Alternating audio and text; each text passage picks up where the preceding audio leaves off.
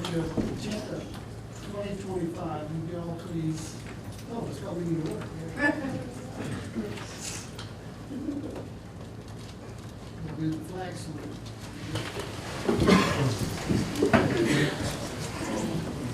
Pledge allegiance to the flag of the United States of America and to the republic for which it stands, one nation, under God, indivisible, with liberty and justice for all. 25. As we gather this March, we thank you for the renewal of the spring brings, a season of growth and new beginnings. We are grateful for the dedication of our students, staff, and community. Today, we especially honor Don Newsom for over 20 years of faithful service to our board. Bless his next chapter with joy and fulfillment. Guide our decisions with wisdom and compassion, that we may serve with integrity. Amen. Roll call. Anna Rollins. Nancy Zimmerstein. Here. Judy True. Robin Riley. Here. Don Newsom. Here. Thank you. Next one's a presentation and recognition. Recognition of Director Paula Cochran and the high school symphony orchestra. All right. If Ms. Cochran would come front and center, please. Do you have any guests with you, Ms. Cochran? All my people. And any of your guests, please come up front too. Come on, all of you. This is something new that we're going to do. Our district serves about 45,000 students each and every day. We have a number of outstanding programs, extracurriculars, fantastic staff, faculty, and this board deserves an opportunity to be able to see some of the greatness that our students do each and every day as Wildcats in our district, Ponca City. Before the board, I present to you the Ponca City High School Symphonic Orchestra, which earns straight superior ratings on stage and in sight reading on Wednesday, February 26th at the OSSAA State Orchestra Contest held in Edmond. We call that the sister Ponca City School, the Ponca Cities of the South. Since the orchestra received superior ratings at their fall contest, this group has earned the OSSAA Sweepstakes Award. This is the highest award that any group can earn by a high school orchestra in Oklahoma. You are looking at the creme of the creme, the top of the top in the state of Oklahoma. Congratulations. Let's give them a round of applause.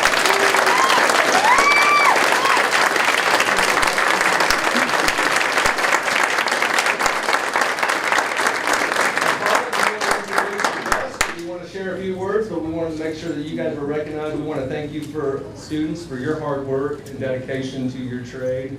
You represent the Wildcat family in a very positive way, and you are what's right with Ponca City Public Schools. So thank you so much. Paula, do you want to say anything? We took 85 students down that day. We have to take wind players as well, so we have 25 band students with us. We cannot succeed at this competition without our band department.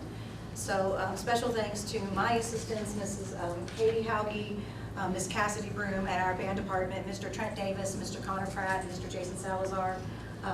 It definitely takes a village, and this is a third of the group here, and I'm so very proud that they put up with me and do all the things I asked them to do. And come tomorrow night to see an incredible concert where we'll perform our contest pieces, and just very proud of them. I have 3 presidents here in front of me, Siana Ramirez, Emma Dye, and Sawyer Scantlin, and these are our awards that we got, and we're trying to get one more this year to complete it with 5, and that doesn't happen until April. So Thank you very much for having us and for caring about our program.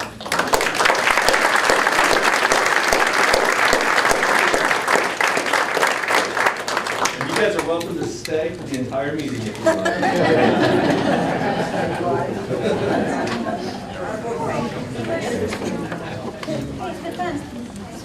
All right, I can have Coach Harris and our swim team to the front, please.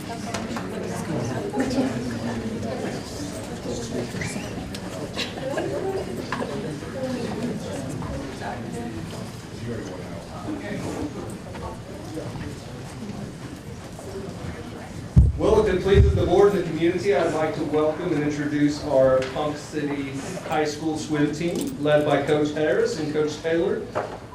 We had an outstanding showing in the 6A state swim meet, and I'm proud to announce Jesslyn Carpenter was a back-to-back state champion in the 100-meter breast and finished second in the 100-meter fly.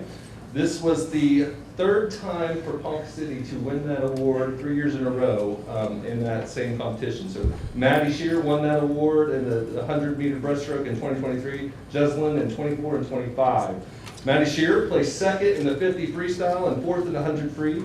Lila Moore finished ninth in the 200 free and 14th in the 100 fly.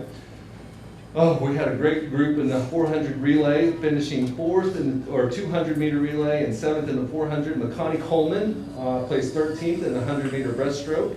Our boys also placed 13th in the 200-meter medal relay. Did I say that right? Is it medley? All right. I'm not a swimmer. I'm more of a sinker. So, seniors Maddie Shear and Jeslyn Carpenter have left a tremendous legacy for Ponca City swimming.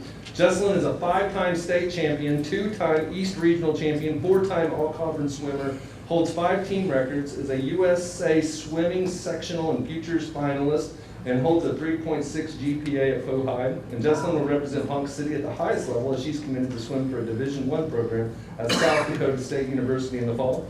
Maddie Shear is an 8-time state champion, 2-time East Regional champion, 4-time all-conference swimmer, made an All-American consideration time in the 50 free in 2024, holds 4 team records. Lordy, you guys are good. Is a USA swimming sectional and futures finalist, holds a GPA of 3.9, and Maddie will represent Ponca City at the highest level as she's committed to swim for a Division I program at Indiana State University in the fall. Would the board and the community please help me congratulate our Pohide swimmers.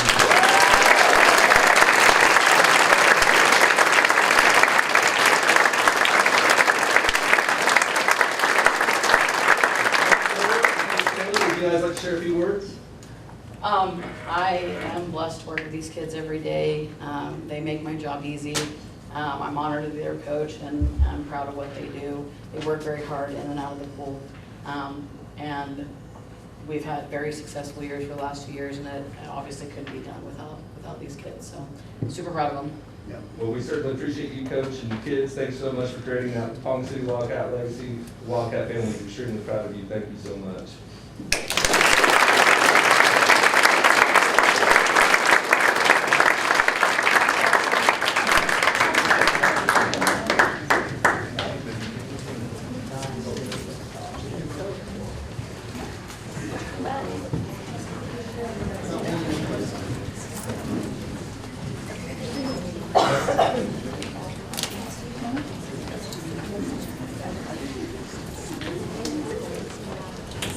Don, I don't care about your award, but I'm going to do it. Come on up front, Don.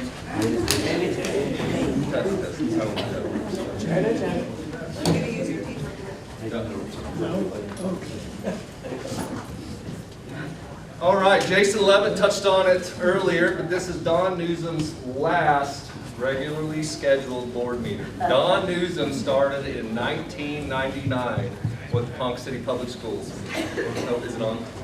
Okay. So it's my privilege tonight to honor a man whose dedication and leadership has shaped the school district into what it is today. That's Don Newsom. On February 23rd, 1999, he attended his first board meeting with Ponca City Public Schools. It was a special board meeting called at noon, where he immediately helped to approve over $5 million in bonds to invest in our schools. That was just part of an extraordinary journey. Earlier on, I think Don and I calculated a little over $150 million in your tenure in reinvestment in our school district over your 26 years. Incredible. I did the math. Don has served as a Ponca City School Board member for 9,526 days. He served this district with unwavering commitment, leading with both wisdom and heart. Over the years, he's been more than just a board member. He's been a visionary leader. He served as board president 14 times over that time, guiding this district through growth, challenges, and transformation. His leadership has ensured that our students, teachers, and community have the very best opportunities for success. Simply put, Ponca City Public Schools would not be what it is today without him. Don, on behalf of the students, staff, and families you've served so faithfully, thank you for your 9,526 days of dedication, leadership, and impact. I did the math today. I think over your 26 years, you graduated over 10,000 Wildcats over your time with PCPS. 10,000 families that were touched because of you. Your legacy will continue to shape this district for generations to come. Please join me in giving a well-earned round of applause for Don Newsom.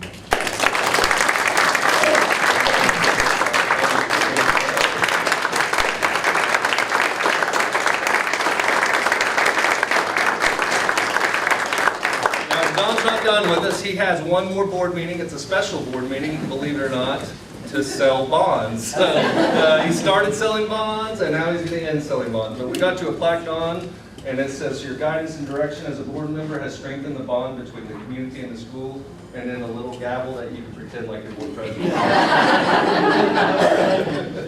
Do you want to say anything? No. Okay.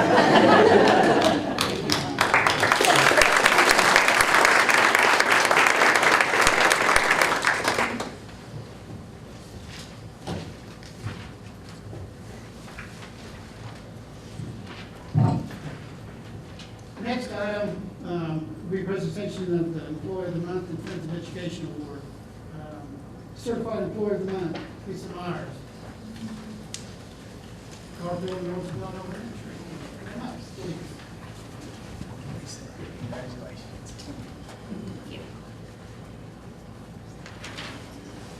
Lisa Myers does an excellent job of running the library at Roosevelt and Garfield. She works hard to match students to books on their level and in their areas of interest. She always orders the newest books and makes sure we host several book fairs so families can have books. Ms. Myers teaches library lessons each week and spends all day Fridays teaching STEM lessons or music to classes. When Garfield's specials teachers were reduced, Ms. Myers immediately rose to the challenge to take on extra responsibilities to help out. She is kind to all staff, students, and families, and we are blessed to have her in Ponca City Public Schools.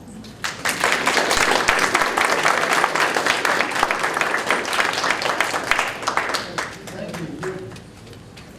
Next will be Support Employee of the Month, Daniel Almer. Almer?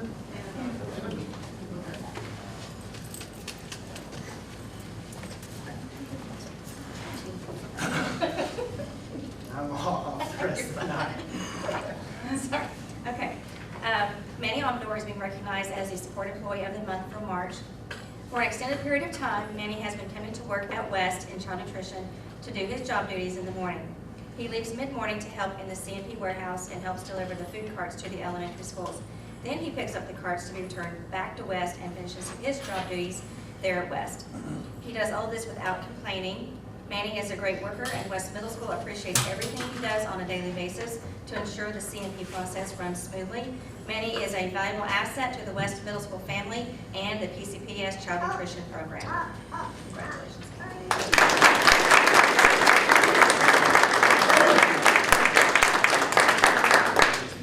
Thank you.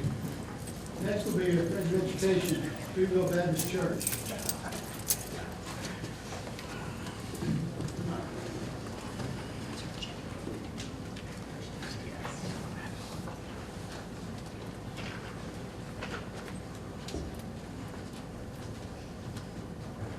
I'm Casey Wilson, principal at Washington Pre-K Center, and these fine folks and their entire congregation raise money every summer to pay for school supplies for kids. They come to our student events like Trunk or Treat.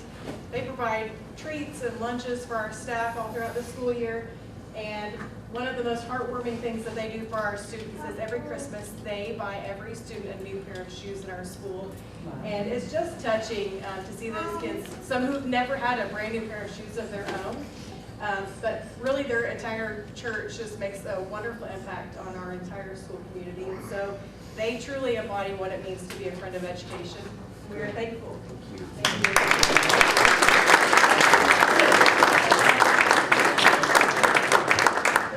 Appreciate it. Next one.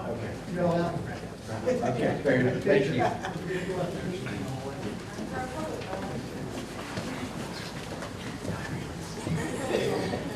Yes, thanks for coming.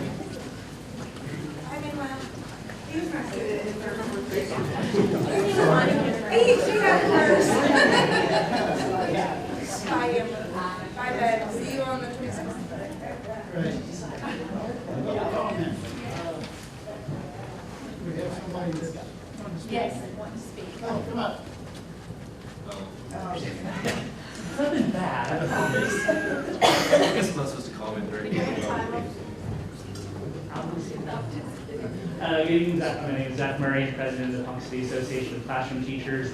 We would like to extend our thanks and appreciation to Mr. Newsom for his years of service as a board member. It's a sometimes, possibly even often thankless task, but it is one that's necessary for our public schools to be successful. And we thank you for your time in working with the teachers and the Teachers Association to ensure that our district is successful.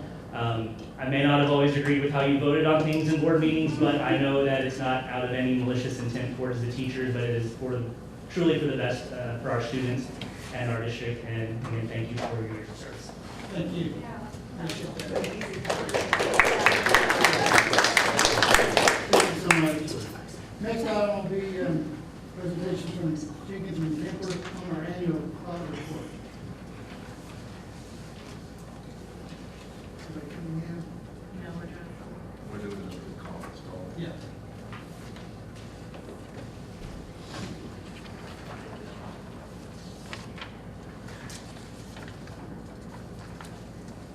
It's called presence.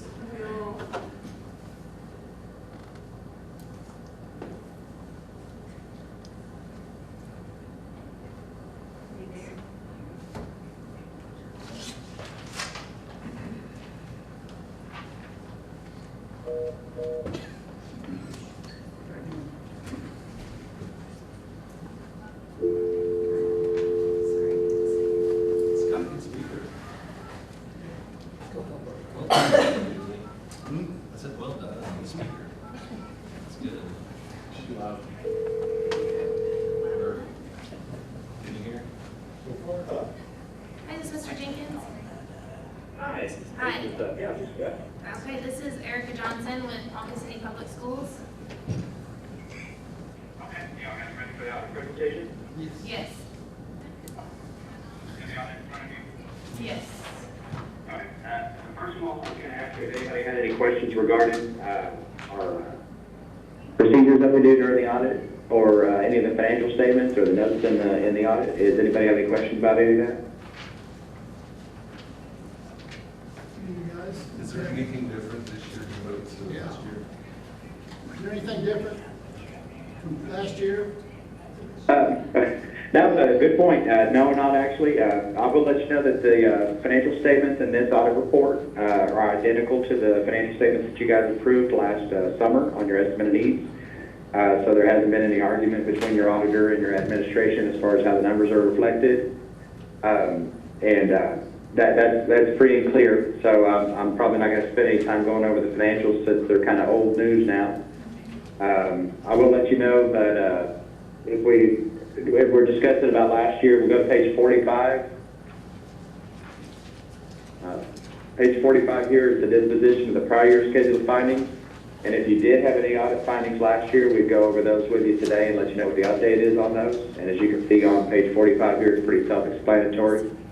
There were no findings last year, so there's nothing to address to give you an update on how, if it was resolved, if there were any. And we go back a page to page 44. On page 44 here, underneath the summary of auditor's results, you can see the findings for the financial statement audit. There are none. And then since your school qualified for a single audit, because you had federal program monies that exceeded the threshold requiring a federal program testing to be added to your audit report, you can see the findings and question costs under the major federal awards was also none. So yeah, as far as comparison with last year, it looks like you had no findings last year and you don't have any findings this year. So that's a good thing. Rob, anything on your end? Long we're clean. Yeah, that's the main thing. Is it better than Tulsa's audit? Yeah, a lot better than Tulsa's audit. Yes. No questions from other board members? Okay. Page 44 kind of says it all. Yeah, it does, there's nothing there. 45. All right, well, there should be an audit acknowledgement that I'll need to have signed and notarized. If you guys can have that emailed over to us tomorrow, then I'll have to also sign it before we can file it with your audit report with the state of Oklahoma. All right, thank you, Jeff. Thanks a lot, appreciate it. Thank you so much. Thank All right. you. Have a good evening. You too. Erica, can this be sent to us electronically too? Yes. Thank you. It's good. Yeah, I was gonna say, consider take action on receiving the annual report from Jenkins and Camper. I'll make a motion. Thank you, Nancy. Do you have a second? Second. Amanda? Any other discussion? If none, roll call. Robin Riley, Aye. Nancy Zimmershed. Aye. Anna Roland. Aye. Don Newsom. Aye. Motion passed. Thank you. Item 5. Reports, potential board discussion, driver's ed program, yeah. Sean's doing driver's ed program. Yep, that's me. 30 minutes? Less. How'd we do? Get some kids through? We did. Last year, with your guys' approval and support, we were able to get, are you talking about how many kids we got through driver's ed yesterday? Or last year? 40. Got 40 kids through last year. And only one crack. I'm just kidding.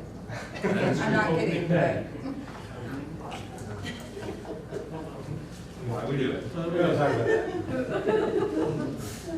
All right, so I'm Tom Tagliatella, principal at Ponca City High School, here to discuss driver's ed. As you guys recall, last year was our first year to bring it back in the summer. It was a huge success. We were able to serve 40 students that went through the driver's ed program and were able to get their permits at the end of it, as well as an elective credit. So just a quick overview.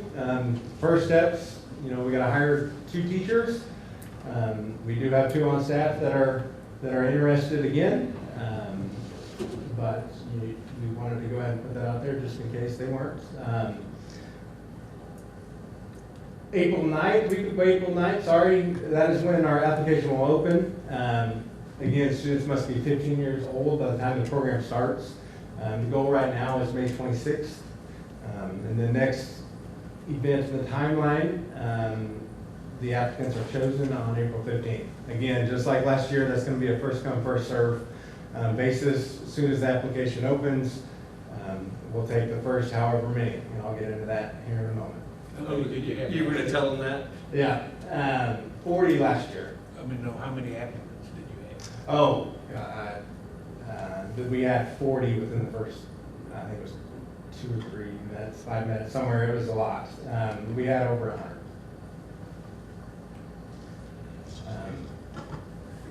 So another event, week of May 1st, that's when we have our meeting. The accepted applicants come in, meet the teachers, go over the program, go over the requirements, and develop driving schedules. So that day, they'll pick which days they will drive for the month of June. And then they'll all kind of work it out so everybody knows what's going on.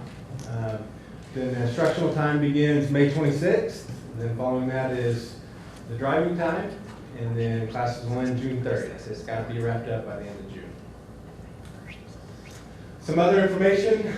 Again, they do receive an elective credit to count for state graduation requirements once all requirements are met. It is only an elective credit. And the written exam will be proctored by their instructor during class. They'll take that in class, so they won't have to leave there and do the written exam. The cost of the program is $225. Again, that's cheaper than Cowboy Driving or anywhere else, other schools, that offer this, other 6A schools. It's significantly cheaper. And we do have scholarships available for students with an economic need, 10 of them. So some minor changes in the driver's ed world. There is a new law, the Hope Schaefer Act. Basically, it prohibits student drivers from riding with other student drivers. So students cannot ride with student drivers unless they sign a waiver. So how's that going to affect us? That could affect the numbers because they have to complete 6 hours of drive time and 30 hours of instructional time. With 2 instructors, it's going to take longer. It's because they're going to have to spend time to go back, pick kids up, schedule it. So it could possibly, we could see a dip in enrollment just based on, this new law. So once we put the applicants out, we have to kind of see, what we're looking at, who who's gonna drive with other students and who's gonna ride by themselves or drive by themselves to be able to determine a number. Okay. And that's basically the overview, but we did want to stop and take a moment to thank both district admin and the Board of Education for their continued support. It was a big hit last summer, and I know our instructors and students benefited and really enjoyed this program. So The parents did too, by the way. yes, yes, I'm sure. We heard nothing but positives from students and parents and instructors. And we'd also like to thank Steubenville Chevrolet, GMC, and Ford for partnering with us again for keeping the car lease going as well. So we do appreciate all that. Tag, I have a question. Yeah. Can you explain what our goal was for student numbers this year? Mhm. And maybe not the specific number or stuff we want to expand, but how that Hope Schaefer Act, maybe a little more in detail, Yeah. how that kind of ties our hands Yeah. on what we can do. Yeah. So the Hope Schaefer Act, again, it's defaulted to where they ride by themselves. That's the default from the law, unless they sign a waiver. So if a parent just goes through and fills it out and just quickly fills it out to be in a rush, then that person's riding by themselves. They drove for quite a while each day last year to meet that requirement, to make 40 students be able to get through that program.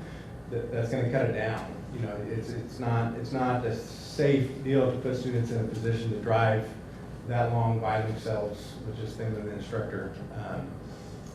And so when we got to take it and pick up more kids and drop kids off, you know, it takes time, and the instructors aren't going to be able to provide the service to near as many kids since they aren't riding with each other. So I want to make sure the board understands, our intent was we wanted to expand this program and offer 60, 80 kids the opportunity to do driver's ed. But if parents don't fill this waiver out and the first 10 opt for individual driving time, that may tie our hands that we can only provide it for a certain number that we have to fit in by June 30th. So this is why we pay attention to the laws that go down 23rd and Lincoln, that I understand it was a tragic situation where the student lost their life in a driver's ed accident, but this law now maybe prohibit future students from opportunities because we're limited on what we can do. If a parent says, I don't want my kid to ride with other students, I want it all by themselves, then we're stuck on, okay, get that kid, drive them, take them back to their spot, pick up another kid, drive them, so it would kind of exasperate a little bit. As a follow-up to his question, is it lack of instructors, lack of cars, or lack of time? That's why, I mean, if you have 100 applicants, I realize with the new laws. Yeah, cars and instructors. Could you get more instructors? Yeah. Could you get more cars? It is instructors. Instructors is the biggest barrier because they have to have the driver's education certification. And, you know, a lot of schools have phased that out. So you're not seeing them near as much anymore. Or the same two instructors from last year? Yes.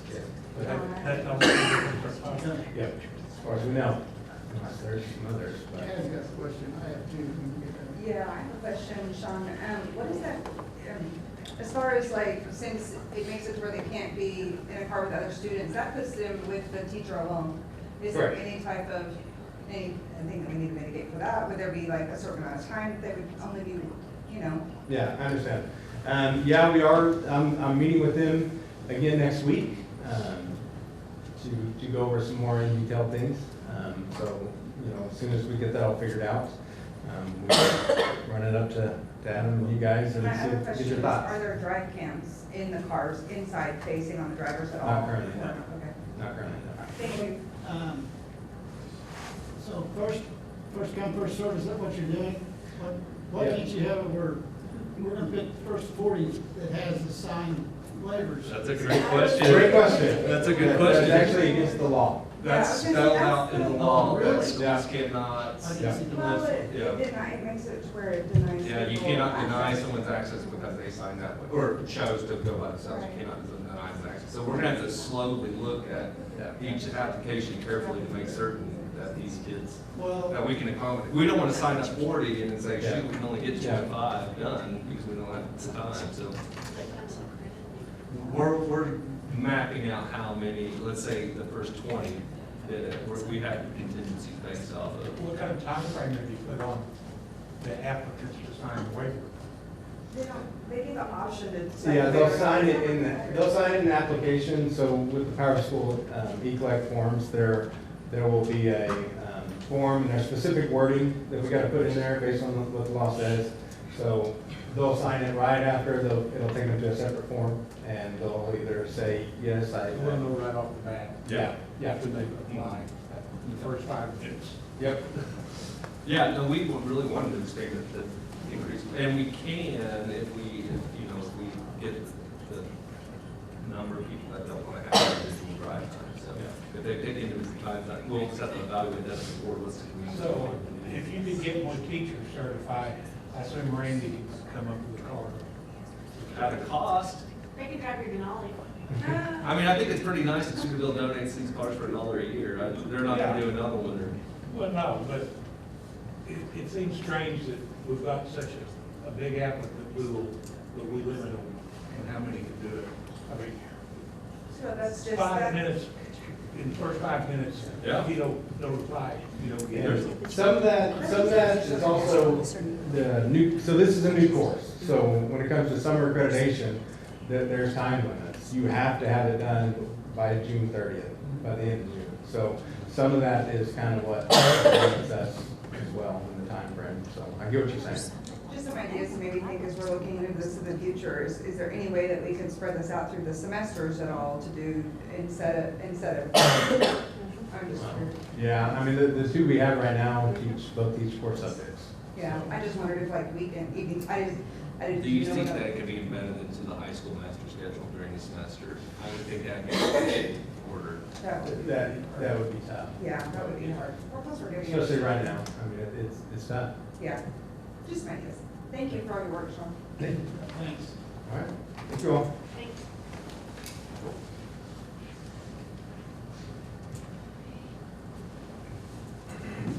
Yeah, summer programs.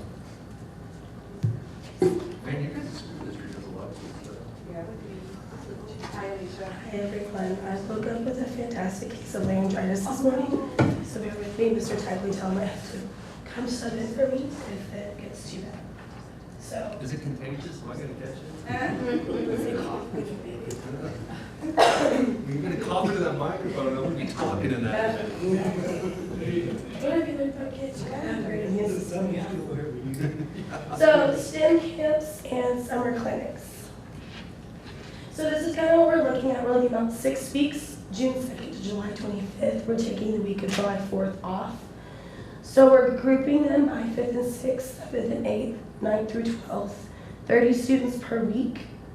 You can kind of see that line there. Maximum of 180 students for the whole summer. Ideally, we can have 4 summer staff. That would allow us smaller, more one-on-one class sizes, and also having community-based volunteers with what challenges and projects we are doing. It's a lot of information real quick. Good, okay. So the projects we're having are hands-on that foster learning through exploration, key concepts we taught in a non-traditional method. Activities they do will be 1 to 2 day projects students will be able to take home at the end of the week. Each week has different projects for each age grouping, so the 2 weeks are for 5th and 6th. Week 1 will have 1 set of projects, week 2 will have a different. This way we can get multiple kids into the camps that they choose. So here are some examples of what I was brainstorming with Mr. Tagliatella for this summer. So upper elementary, so 5th and 6th will have things, water balloon catapult, where they have to design a catapult. They'll launch water balloons and hit a device, or hit a target without them actually like holding it and shooting it. Bottle rockets, design and build bottle rockets with plastic 2-liter bottles. They have to travel either the farthest and straightest or stay aloft as much as possible. And then the high school one, I think will be really fun. Design and build a functional boat that can hold a person. It will either be to stay afloat the longest or hold the most weight. So with those, we'll have multiple options. That's where these community volunteers come in. But just fun stuff that is fostering learning where they don't realize they're learning. They're having to learn the critical think, they're having to learn the engineering process, they're having to learn how to use a tape measure, all that kind of stuff. So we're hoping for summer themes, so since it'll be getting kind of warm, fun things that they can do. So students will apply to the camp through the Power School e-collect. A $25 fee will be paid through My School Bucks. Scholarships will be available and applications open May 1st. Each student will go home with a t-shirt and their projects. It is available for student enrolled in Ponca City Public Schools, grades 5 through 12. So there's just, oh, I'm sorry, go ahead. I'm sorry, I'm just talking out loud, that's so affordable. Okay. Rough overview, 180 students at 20 hours a week for 6 weeks with 4 staff members. Just so you guys can have a rough idea of the total cost of these camps. Our goal is not to exactly make it profitable, it's to get our kids engaged over the summers. They're not just sitting and losing these skills in fun ways. Alicia, is this coming out of money that we pay for teachers, support employees, operations? Where's your money coming from for this? The P66 STEM account. Oh, wow, thank you. Philip 66. Yeah. We are thankful. Thank you, Philip 66. And we have some flexibility based on enrollment numbers on the need. If we don't see a need of the 4 staff, we can always scale back based on our enrollment numbers. Ideally, we will need them, and all of our kids will be super excited. Do you have any questions about summer camp before I go on to mini clinics? Okay. Esports mini clinics. We will have, over the course of 2 weeks, 2 different camps. July 7th through 10th, 15 students for Overwatch and Marvel Rivals. July 14th through 18th, 15 for Switch Games and Rocket League. It'll be a $40 fee per student per week. They'll receive a t-shirt for participation. The targets are 4th through 8th grade, or outgoing 4th through 8th grade. And the goal of this is to enrich the students and bring awareness to esports. And it's another camp that parents would love to get their kids in. So these are some topics that we'll be covering. A big thing is emotional and behavioral intelligence. They can't get mad and rage quit a game. They can't throw a controller. They can't cuss. So that's a big part of it. And surprisingly difficult to kind of train their brains to do. So this is kind of the financial need based on it. So for 30 students over the course of 2 weeks, 15 students per session with our coach salary is kind of what we're looking at for esports mini clinics. So just some thank yous. Thank you to you guys for supporting everything we're doing in the STEM wing. P66, of course, and our STEM advisory committee. We have a quarterly industry advisory committee where we sit down with local industries and we listen to what they have to say and what they see need in our community as well. If anybody here has anybody that they can think of that would be interested in being camp volunteers, my contact information is up there with my office extension. Have them contact me. I think it'll be really, really fun. Do you guys have any questions? Who's all on the STEM committee? That is P66 has 2 engineers and Aaron Liberton. We have Jeff Williams, he moved to Century. We have PCDA, we have Lawrence and Liz. We have the Flight Academy represented, and then of course we always have a PCPS member as well. Well, you have a bigger invite list. Yes, yeah, and it just kind of depended on who can come at what time. Any other questions? Alicia will come in May and do a STEM presentation about what's happening in STEM. I know, that would be cool. I was hoping a flamethrower project. You like that new wing, right? Thank you. Home party. I'll make a motion. I think you have to do that. Do we accept it? No. I just did. The motion dies in a second. I think I make a motion for Alex to be short. I hope it's my turn. Why am I thinking? Superintendent's report. I'm in a hurry. Hey, this one I'm going to be real brief on. This is because Robin asked a question about Nate Shores last month, and I wanted to give the board and the community a report on Ponca City Public Schools. NAEP scores. Okay, so, and there's been a little bit of action that happened at the state level since then too, based off the NAEP scores. So I think it's kind of relevant in Ponca City, but also in the state of Oklahoma. I took this quote from Governor Stitt's press conference earlier in the month of February that after disappointing NAEP scores this month and the needless political drama that's happened at the Oklahoma SDE, he made a big change and took off 3 state board education members and replaced them with 3 new ones.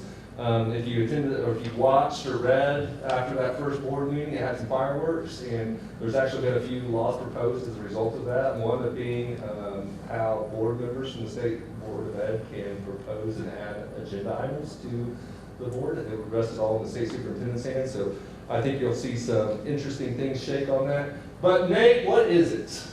NAEP is the nation's academic report card. It stands for the National Assessment of Educational Progress.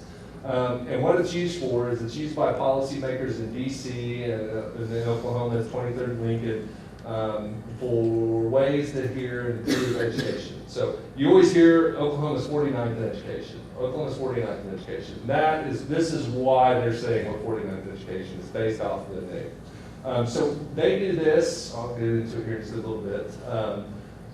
They do this every 2 years, and only 4th, 8th, and 12th graders take the test. And what is tested? They test reading, math, writing, civics, science, and U.S. history. And why does Ponca City take the test? Because we get federal funds. And if your school receives federal funds, you take the NAEP. And each year they do a representative sample of every 2 years, they come in and sample our students. So how do Ponca City kids perform on the NAEP? This is really easy. I'm going to tell you this. We don't know. They don't tell us. They don't get individual district scores. They just do not. They will only aggregate the scores based off state. And they break it down by subject areas, math, reading, and then they compare them to all the other states. It's a criterion reference test, so they base off their scores based off of results back in the early 2000s, and then they use it as a benchmark of your district's improving, or not your district, your state, moving that. In Ponca City, our high schoolers don't take it because our high school receives no Title I funding, so it's not a federal funded school, and so it only happens in our 4th and 8th grade here in Ponca City. So our high schoolers have ever taken it. Now we have several elementary schools that do it. Typically, Lincoln, Liberty, and Garfield are the most often selected in Ponca City to take that.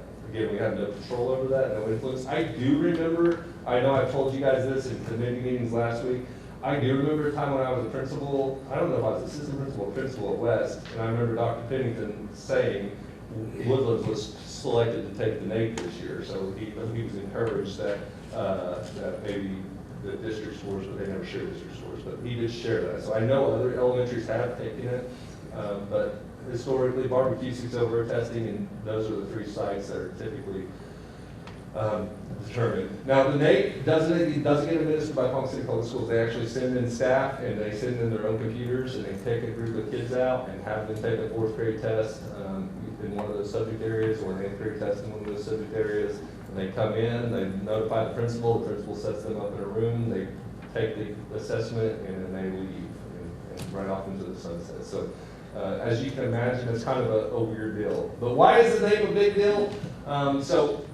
You can see that it's very important as a state metric. How are we measuring up to other states in the union and across all the other individuals that receive federal money?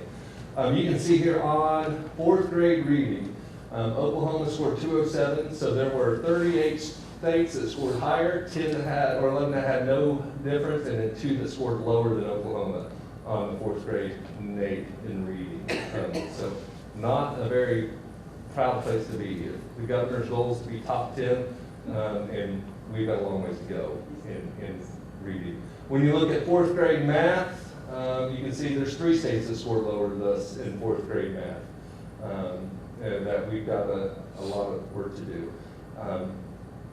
Massachusetts always scored up there top. DS, I think that's Department of Defense schools. That's what I think those are on that. So Obviously, they get federal funds to have a school on an Army base or military base across the world. And their scores are too big. Yeah, so we have some work to do as a state. You can look at here, this is just looking at the last 3 NAEP scores. Obviously, they didn't do one, I guess, in 2020 because of COVID maybe. That wouldn't make sense. I don't know why they don't have 2020, but those are the last 3 scores I was able to pull from COSA. As you can see, our scores are dropping from 2019, not increasing. So that's not a good trend we want to be on. One of the trainings I attended was through COSA. They talked about NAEP scores. And they had superintendents from the state of Louisiana presenting, and that was important because of all the states that took the NAEP, only one state surpassed its 2019 scores in 4th grade reading, especially that was Louisiana, and they went up quite a bit. Alabama surpassed its 4th grade math score in 2019, and it was the only state to do that as well. So we actually had superintendents from Louisiana and Alabama talking about what they thought the state reasons were on why they were moving forward. And make no bones about it, it was just investment from their legislature. For example, Louisiana on reading talked about their emphasis on reading coaches. The legislature invested to put reading coaches and reading faculty in every one of their schools. Oklahoma, 2 years ago, made a commitment to invest in reading coaches and teachers as well. The legislature appointed, I think, $6 million to do that in the state. And $6 million sounds like a lot of money. Louisiana did $56 million. And But Louisiana, I saw a deal on television with the superintendent of schools.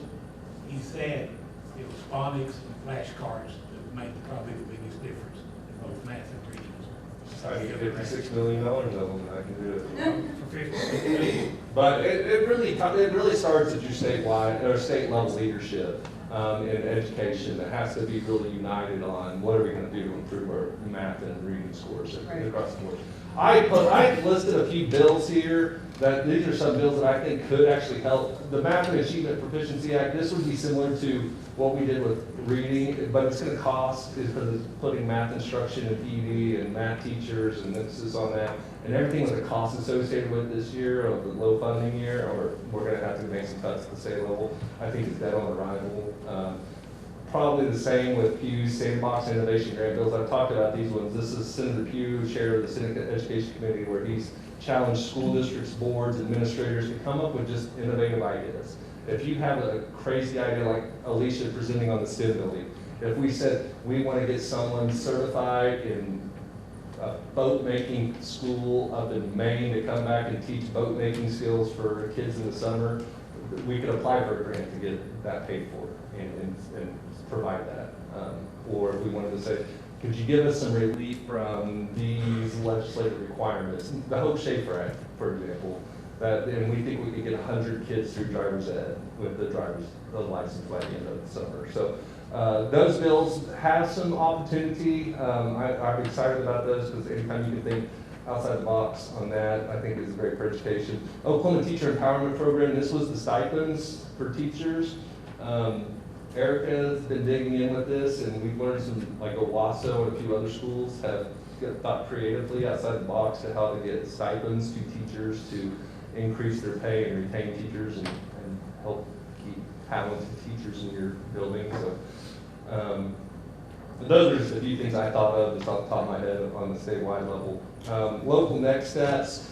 NAEP is an important assessment for the state, but like I said, we don't get the district data. One thing that our team's working on as administrators are making certain that we're using data to drive our instructions on what's happening in the classroom. Are kids learning? Are they learning what we expect them to learn? What are we doing if they're not? Or what are we doing if they do learn it? So that is just a continual discussion that's happening in our PLCs that touches on number 2. I throw a lot of those STAR, IXLK, PLC, et cetera. Those are all good acronyms for education, but all of those are good tools to collect data on teachers and students and how we're doing.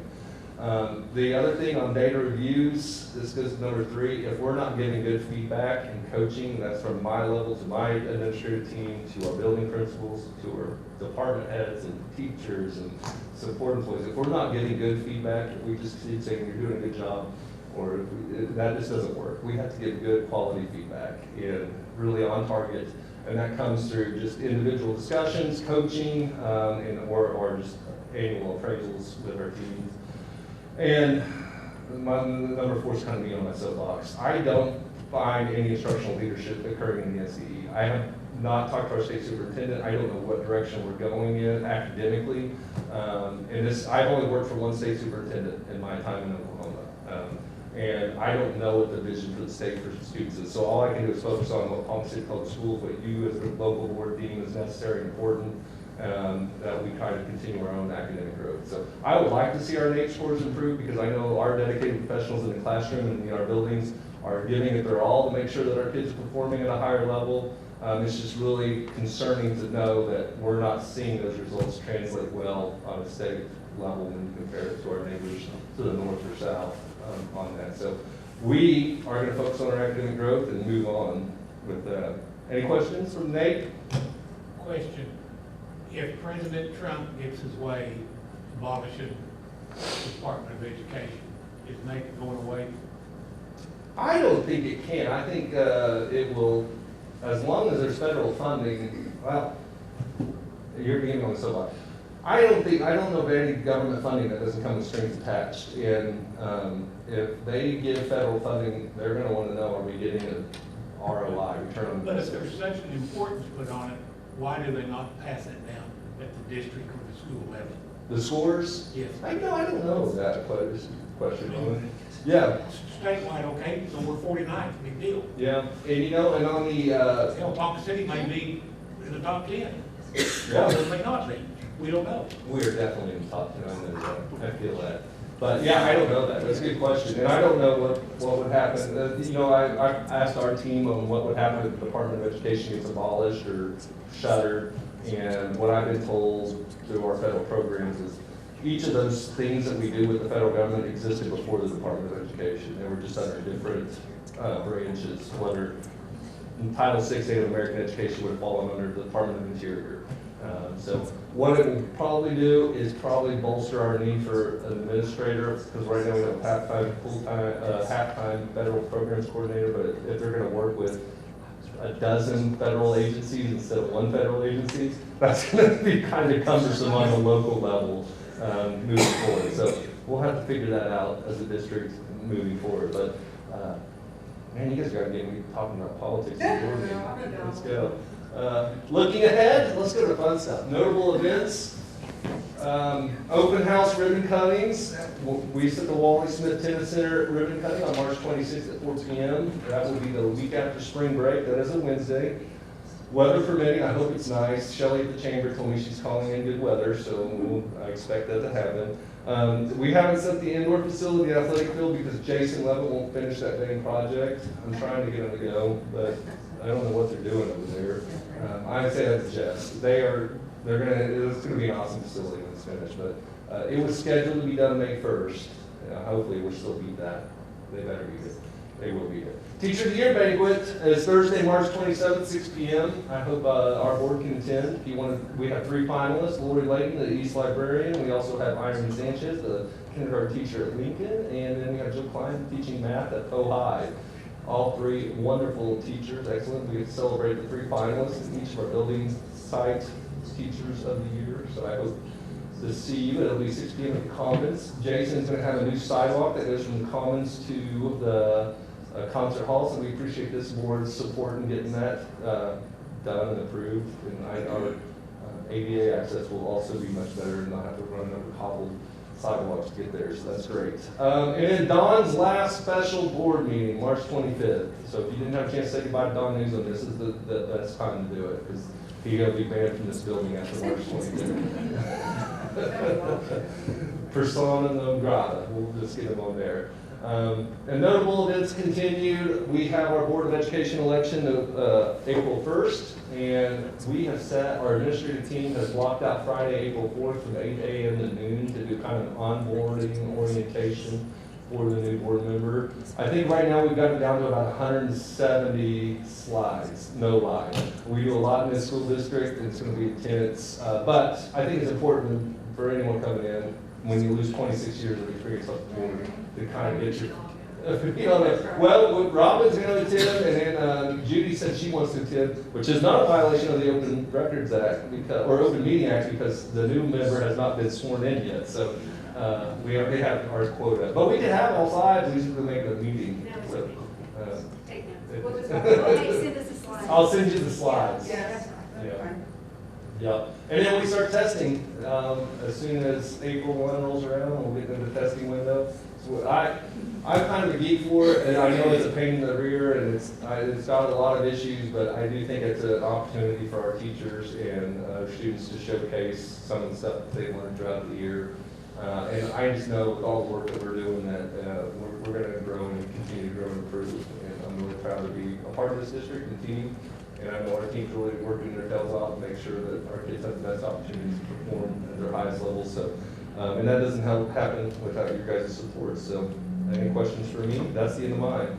I'm not going to do a legislative update. My legislative update, I'm going to start sending you guys snippets of the bills I'm tracking. It's a lot. It's still over 400. And there's no new money, so really we're playing defense down there, trying to stop bad bills that, like, I mean, I'm not going to say bad bills, but like the Hope Schaefer Act has unintended consequences. Right. You know, that we got to help them know that we want to serve kids and be able to get kids' driver's license, but that handcuffs us and tell our story. So our 3 guys weren't a part of that, those ones that passed, but you know, through committees, but we'll keep educating them and informing them. And there's even talk about how can we get that amended and modified a little bit. So we'll just move forward. Well, thank you for everything. I went to the OSSBA Law Conference with Atlanta last week and learned a lot. And they do still send out their alerts every Friday that you can get, or any of the board members can get. And then there's a lot going on down there for sure. But they've got Rooney down there advocating, and of course everybody making sure that it's common sense. But thank you for all that you do. Yeah, any questions for Superintendent? Okay. Thank you.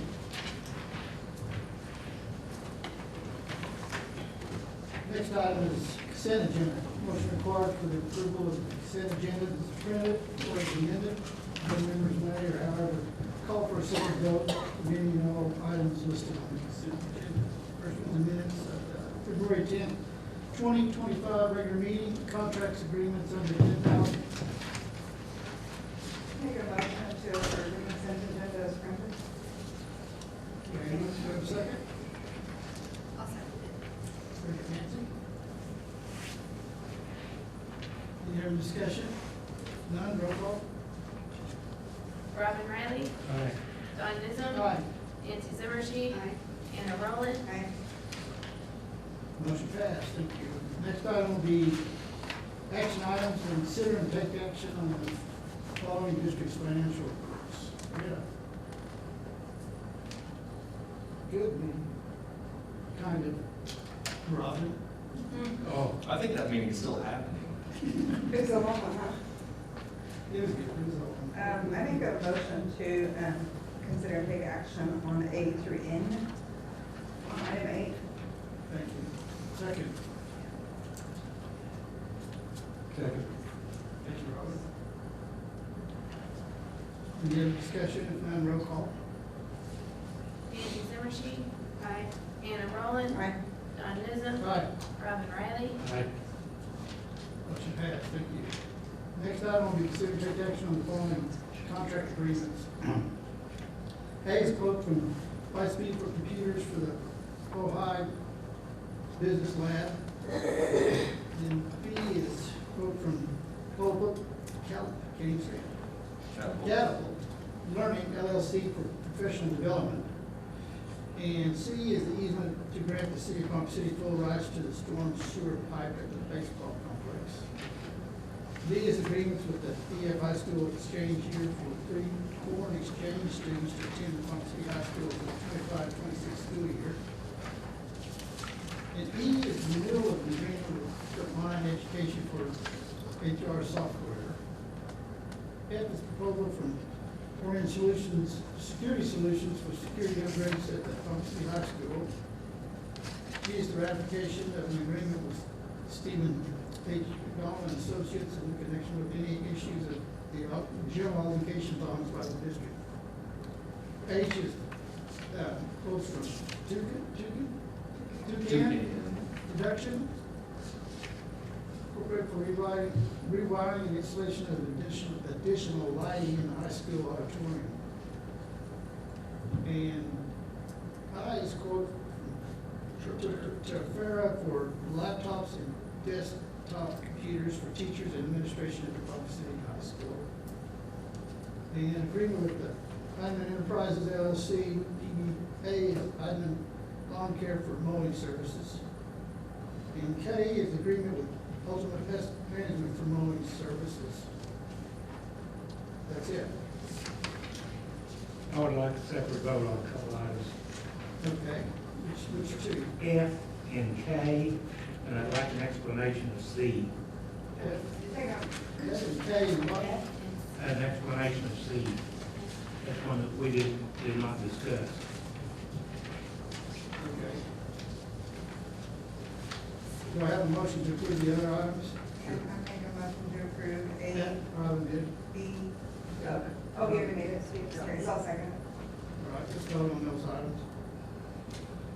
All of them but C, F, and K.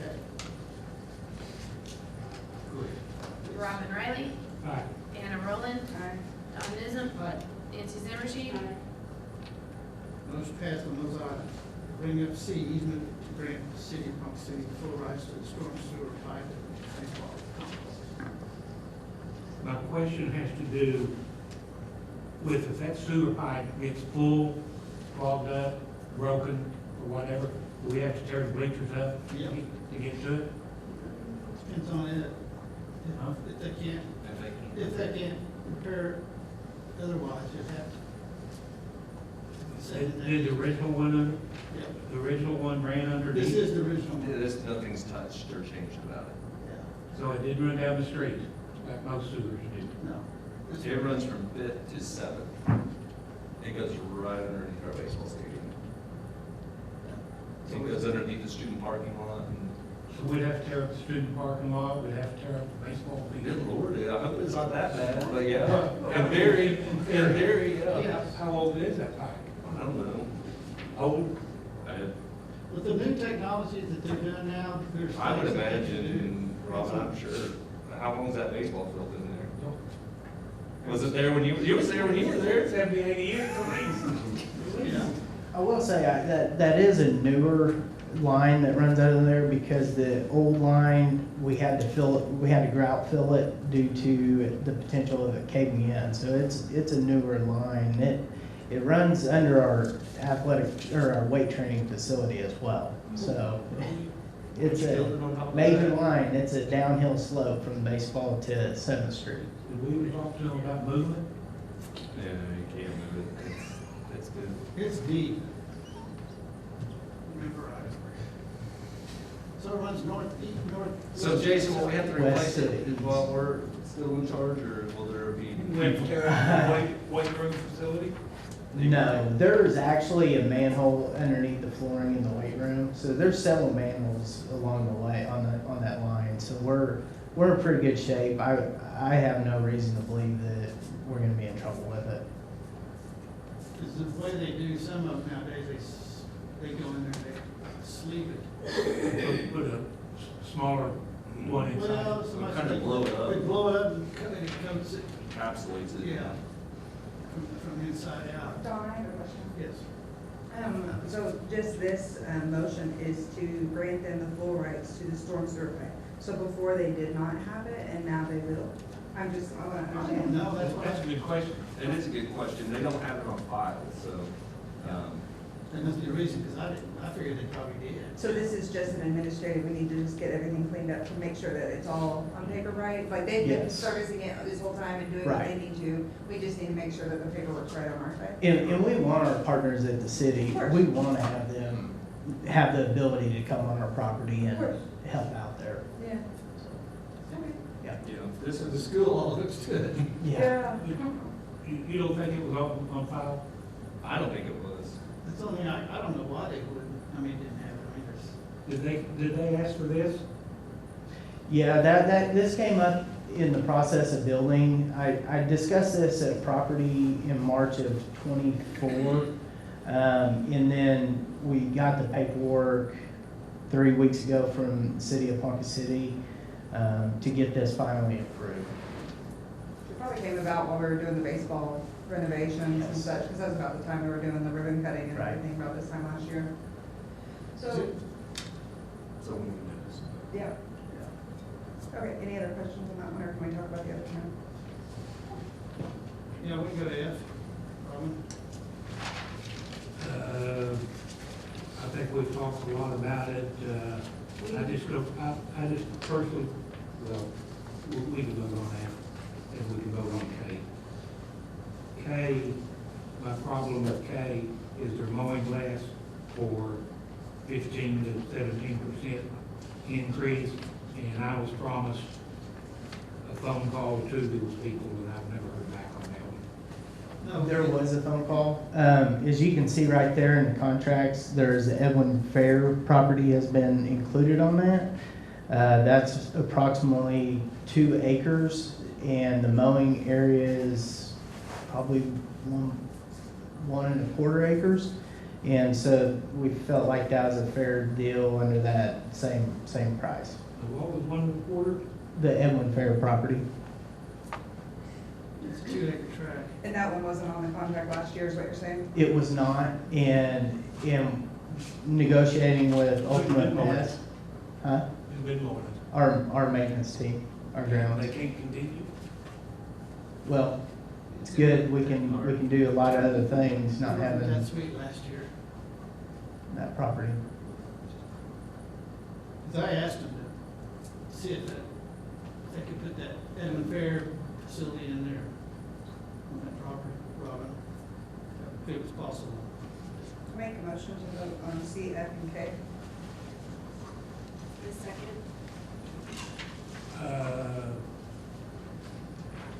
I think it should be a separate vote on each one. Do you want a separate vote on each of those? Yes. We can do C first. I make a motion for C. A second? Nancy Zimmershed. Aye. Don Newsom. Aye. Anna Roland. Robin Riley. Aye. Make a motion to vote on F. I seconded. That's all. Anna Roland. Aye. Nancy Zimmershed. Aye. Don Newsom. Robin Riley. Nay. And, K. I'll go ahead and make a motion for K as well. I second. Thank you. Roll call. Don Newsom. Anna Roland. Aye. Nancy Zimmershed. Robin Riley. Nay. We're not having any executive session, so we're gonna bypass 3 and go to 6. Consider and take action on recommendation for termination, reassignment, resignation, and appointment of personnel. Make a motion to consider taking action on the personnel report. Do I have a second? Second. Second by Robin. Thank you, Robin. Roll call? Robin Riley. Aye. Nancy Zimmershed. Anna Roland. Don Newsom. Aye. Motion passed. New business? No new business? We're adjourned.